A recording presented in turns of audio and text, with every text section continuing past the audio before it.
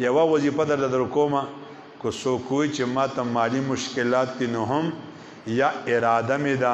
چې په خوب کې مې رسول الله صلی الله علیه وسلم ولیدې یا مې اراده د مولي صاحب ډېر شوق مې دی چې عمرې له لاړې نو زما سره یو وظیفه ده او تجربه شوې ده یو درود شریف دی دا درود شریف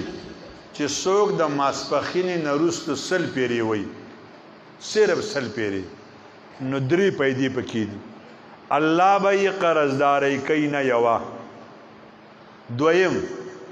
کو قرضدارۍ وي الله به یې قرض ادا کوي دوه دریمه پیدا پکې دا ده د قیامت په ورځ به سره الله حساب کتاب نه کوي څو پیدې دي پکې درې الله به یې قرضدارۍ کوي نه کو قرضدار و الله به قرض ختمي او قیامت کې به سره الله حساب کتاب نه کوي چې څو پیری وای د سټیم پسې ماسپخین نورستو کو تاسو کې یو سړی وای چې عمرې لاړې یا مې رسول الله صلی الله علیه وسلم خوب کې ولیدې نو دا به بیا 1100 پیری وای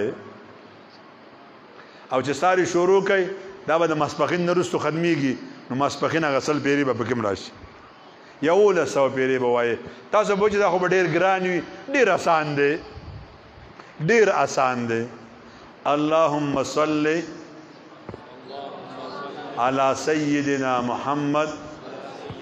وعلى آله وبارک وسلم آسان دی ګران اللهم صل علی سیدنا محمد وعلى آله وبارك وسلم اللهم صل على سيدنا محمد وعلى آله وبارك وسلم دا چې سل پیری څوک د ماسپخین پسې وای دا درې پیدې دي او کو 1100 پیری وای نو بیا پکې نوري پیدې ام دي الله به عمرې لبوزي او کو تاسو وای چې دا مې زر وکړي نو یو بل سیز د توایما هغه سره ملګری کوي د شربت کې چې روح حوزم واچوي او غبین پکې مو واچوي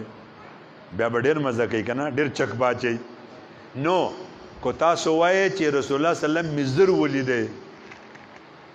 د ماسختن د مانځن وروسته صلات تسبیح منځ سره وکړي نو چې تاسو صلات تسبیح منځ کو بیا خدا درود شریف د ورځې 1100 پیری ویلې وي ان شاء الله دو درې ورځې کې به ان شاء الله